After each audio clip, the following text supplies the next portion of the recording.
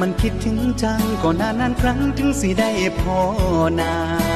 เหนื่อใจรินบ่อยากกินข้าวปลายามหลับตาเห็นแต่หน้าคนงามสูดหายใจไม่เคยเต็มปอดความคิดฮอดตอดเข้ามาถามเบรกหัวใจก็ไว้วันตามความเหนื่อยและท้อ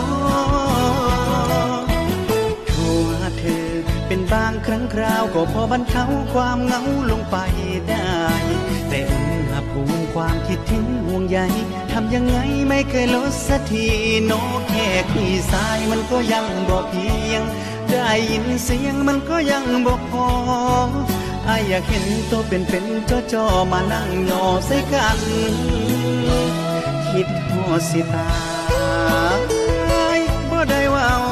เล่นคิดฮอดเป็นบ่ได้ขี้ตัวอยากเห็นหน้าใจสิขาดอยากกอดจากบาดชัวอายบอกเคยตัวเจ้าดอกนะคนดีอยากถามอีหลีอย่างที่ไม่อายเธอคิดเหมือนกันไหมที่เว้ามาหากไม่ต่างกันเป็นสวรรค์บัญชาอยากสบตาวันละ5 นาที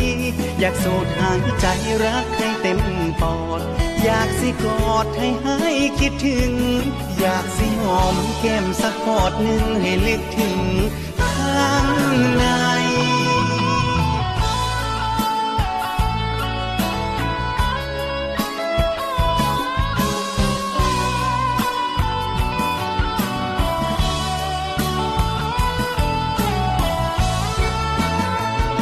เพราะแค่คุยสายมันก็ยังบ่เพียงได้ยินเสียงมันก็ยังบ่พออยากเห็นตัวเป็นจ่อมานั่งยอใส่กันโอ้ยคิดฮอด